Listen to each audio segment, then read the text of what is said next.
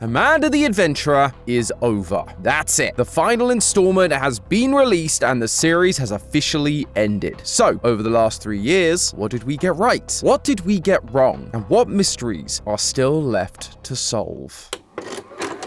Hello, Internet! Welcome to Game Theory, the show that's never truly ready for a franchise to end. I mean, when was the last time we saw that in the indie horror space? But here we are at the end of 2025, and Amanda the Adventurer 3 has released and ended the entire series. We've spent 3 whole years theorizing about this franchise, discovering the truth behind what initially appeared to be a kids-friendly TV show a la Dora the Explorer. We learnt about the real child star Rebecca and her adoptive father Sam. How Sam sold his show to Hamlin Entertainment, and how suddenly both of them disappeared from public view. Hamlin Entertainment rebooted the show as an animated one, but it took a dark turn. There were reports of demonic messages hidden in the show, and the main character Amanda was teaching horrible lessons to the kids, much to the displeasure of her new co-star, Wooly. But this wasn't just corrupt scripting, it was because Rebecca's mind had been put into the show, while her body faded and rotted away. Sometimes I feel myself rotting. Although, while the messages were dark, for some reason, it managed to lure the children away from their homes, just like the Pied Piper of Hamlin Town. Yeah, the company name wasn't a coincidence. These children ended up inside the show, and all that remained were the tapes that we've been watching. But as we tried to destroy them, a monster showed up with the same pigtails as Amanda, and it kills you. This monster is protecting the tapes, protecting the souls that are trapped inside. However, if we don't smash the tapes, then we are visited by another monster, a contorted, demonic version of our pal, Wooly. We play as Riley, and we've dug through our aunt's attic and public libraries, read news articles and bedtime stories, and we've watched so many VHS tapes to uncover all of this. But despite what, looking back, feels like a lot of information, we still have a number of mysteries left unanswered. Where is Amanda? What happened to Sam? How are these monsters created? What's Hamlin's real plan? And of course, who the heck is Wooly really? That last one has been the topic of debate across most of our videos and across the entire fandom, but today I say no more, because at the start of this third game, we're in the sewers, having just narrowly escaped the sheep monster's jaws. Here we find a secret entrance into Hamlin's secret facility, and the answers to everything we've ever wondered about this weird kids show and the cult behind all of it. So grab your trusty map one last time, theorists. We're gonna need it as we explore these hallowed halls and solve the mystery of Amanda the Adventurer. But before that, really quick, I've got a special announcement. It can be hard to say goodbye to franchises we all love like Amanda, but the truth is, there's a lot that goes into making games like this that most of us will just never see or understand. I wanted to fix that. So on Saturday, December 13th at 2 p.m. Eastern, I'm going to be going live on this channel to talk to a bunch of YouTubers who have worked in the indie horror space for years and are now turning those passions into their own franchises. We've got Unique Geese with Indigo Park, Super Horror Bro with Glitched Out, Rocket Music with Don't Fret, Horoscoped with Zardies, and JT Music with Terrible Lizards. We're going to talk about what goes into making games, how their knowledge of YouTube and indie horror has influenced them, and taking questions from you guys. Plus, there may even be a few sneak peeks in store for their upcoming releases. So tune in at 2 p.m. Eastern on December 13th right here on Game Theory to check it out. It's going to be a lot of fun, but for now, let's finish up with Amanda. As you might expect, Amanda 3 plays out very similarly to all the others so far. You use VHS tapes to interact with Amanda and Wooly, and use items found around the room to solve puzzles. Just like last time, Wooly is being strangely adversarial, trying to keep Amanda on track with the quote-unquote correct story and focused on him, rather than,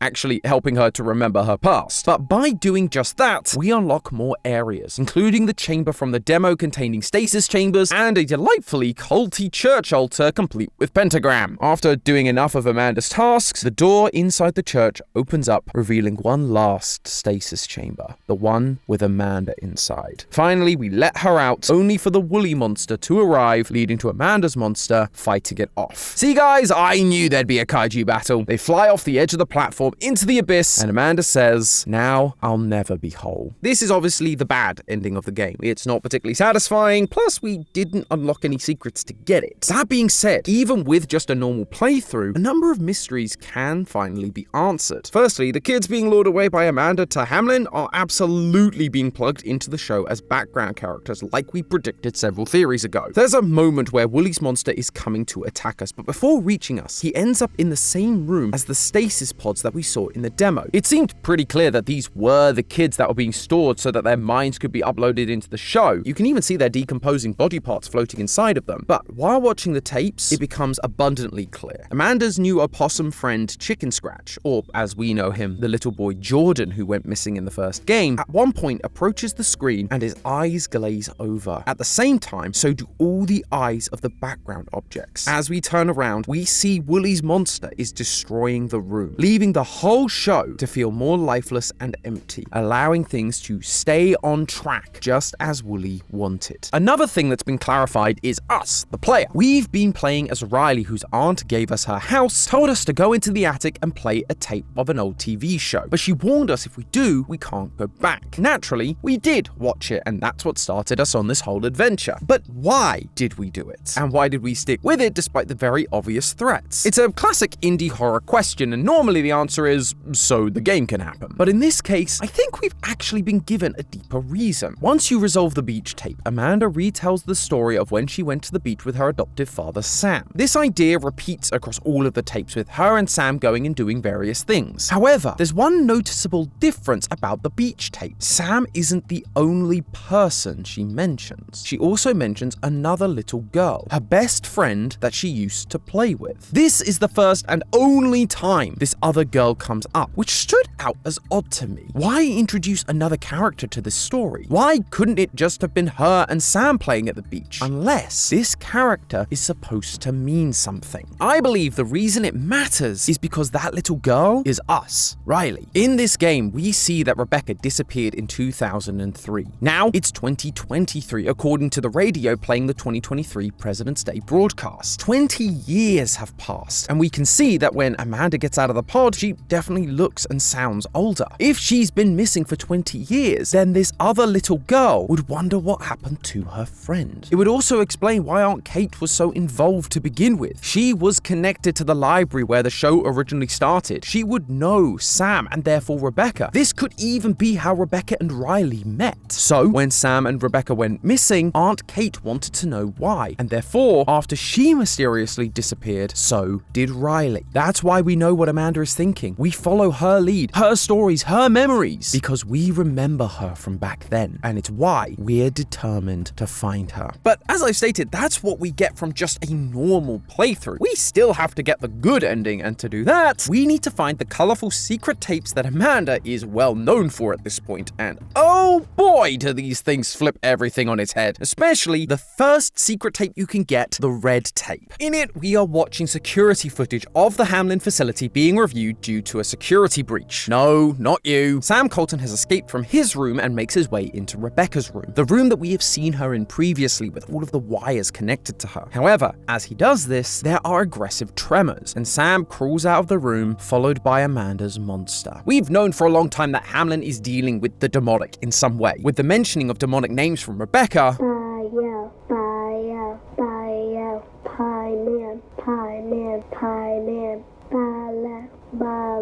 And the references to demonic messaging within the Amanda show. The last 20 weeks of this kids show, there have been over 40 mentions of these entities. This game does seem to lean into that with the altar and pentagram within the facility, but what's interesting here is how they refer to this monster. What we've been referring to as Amanda's demon, they refer to as the Colton anomaly, as in something that wasn't expected. Amanda didn't summon a demon that they wanted, but they lost control of. This isn't part of their demonic ambitions. This is something they never anticipated. In this tape, they theorize that seeing Sam caused a, quote, neuropsychic surge that caused the anomaly to come into existence. This is Amanda's creation. It does look demonic, and that could very well be because of the demonic and cult influence Rebecca has been subjected to at the facility, but essentially, this thing has been born from Rebecca's imagination. We also get a little more information on this thing from a toy called Blabbo the Clown, the creepy cousin to our beloved Blabbot who was ripped away from us far too soon. I love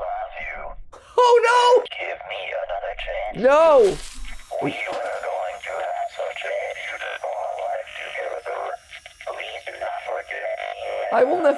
I'll never forget you, Berman. Throughout the game, we get codes to help us on our journey, usually to help solve a puzzle. But occasionally, we get a code that we can punch into Blabo and he'll give us some interesting secret information. One of which focuses on the Colton anomaly. Often, these episodes are frequently lethal, precursed by a perceived threat to any recording containing the animated Amanda character. In Amanda 2, it became pretty obvious that the Colton anomaly was protecting the tapes, killing Joanne when she destroyed one in the bad ending. But what's fascinating is why. In previous theories, we theorized that it was the souls of the children abducted who were in the tapes, and that she was trying to protect them from suffering a similar fate to her. Obviously, in this game, we've talked about how the kids were in the stasis pods, not in the tapes. So, what is the soul-like substance we're seeing come out of the tapes that the anomaly is trying to protect? Well, in the bad ending, when both the Colton anomaly and Woolie's anomaly fall off the platform, Rebecca says, "I'll never be whole." And in the good ending, we actually receive one final tape that Rebecca then breaks, releasing more of this soul substance, and we watch it, along with the anomaly, go into Rebecca. So we can conclude that these souls inside the tapes are actually part of Rebecca herself. Her soul split amongst the various versions of Amanda that we've seen, each one containing part of her memories separated from one another, waiting for us to come along and put her back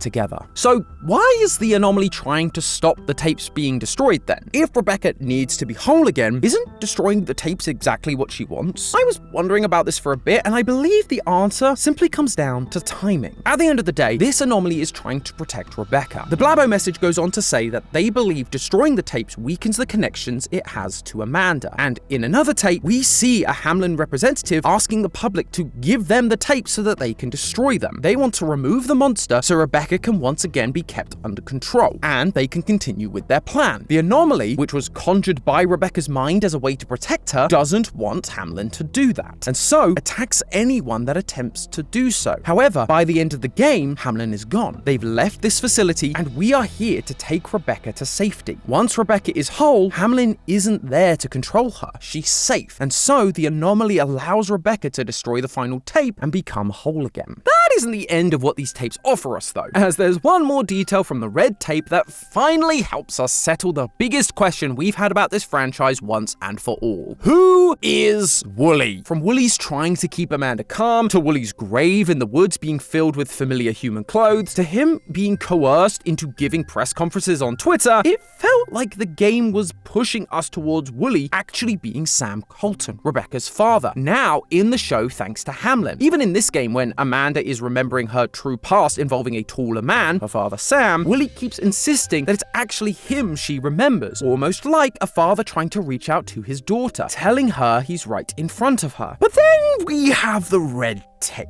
and after the Colton anomaly jumps into the ceiling, this happens. Respondents confirmed SC-96's injuries were fatal. Sam is dead, meaning he cannot be Woolie.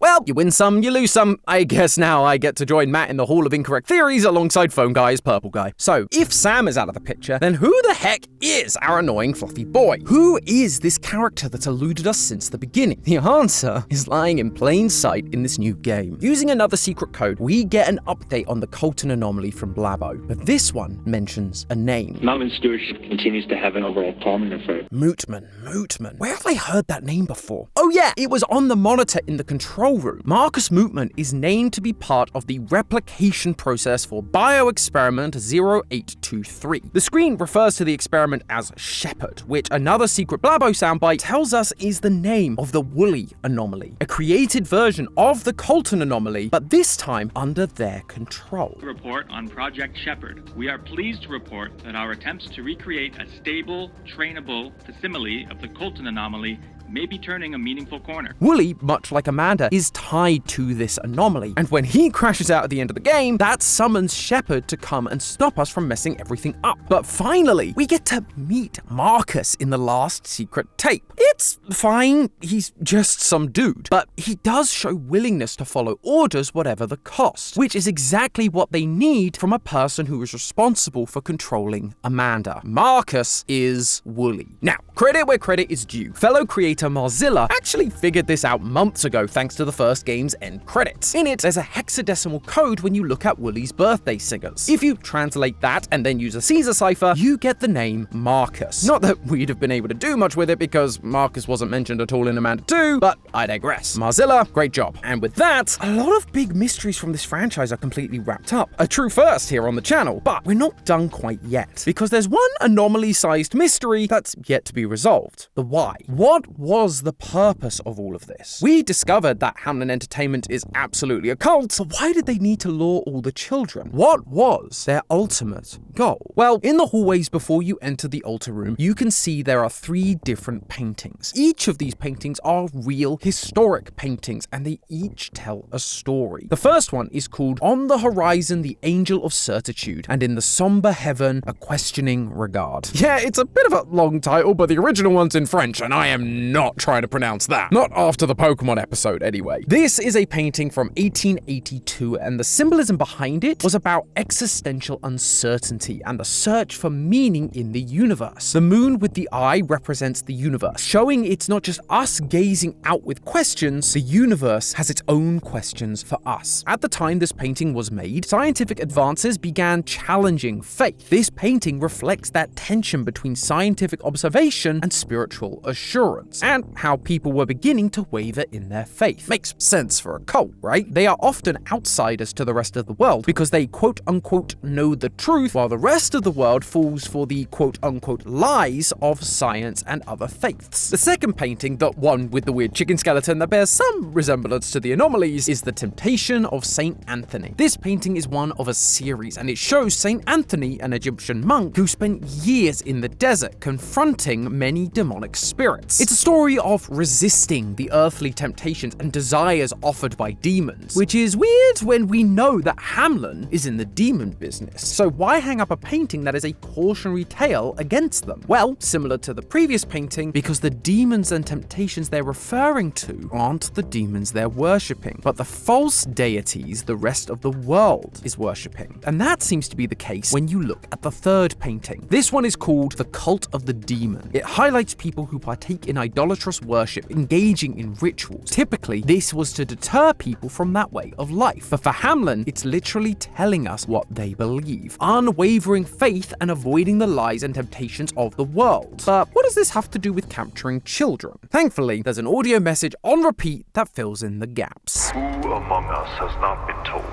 that in the beginning there was light, pure truth, and that this was the original gift of God? That over the millennia, we have tarnished this gift by introducing darkness and concealment. This, my brothers, my sisters, is a lie. Okay, so how I was interpreting those paintings was absolutely on the right track. Cool. Now, I really would love to show you the whole thing because it's actually pretty good, but it's just so long. So let me instead give you the cliff notes. This preacher refers to the great nil, essentially the nothingness before creation, as the true origins of everything. But the world uses light to hide that truth. He claims children are the closest thing to that great nil, as they've yet to be tainted by these fake truths. But because their imaginations are limitless, they can help us all to return to the darkness from which we came. This might sound just like your typical indie horror jargon, but it stood out to me because it's actually very similar to a Swedish Luciferian cult known as the Temple of the Black Light. Similarly, they believe the universe is an artificial construct and that our true origins and ultimate reality are primordial chaos, darkness, and the void of nothingness. That organized religions of any kind are all corrupt and deceiving, only there to hide the true nature of our reality and prevent us from being able to perceive spirits. And while this was a Luciferian cult, as in they worshipped Lucifer, Satan himself, some were also known to worship demons from the Ars Goetia, a book with a list of demonic entities who embody the ideas of darkness, chaos, and the destruction of the cosmic order. That's why we hear Amanda calling on the names of demons from the Ars Goetia in the first game. Pie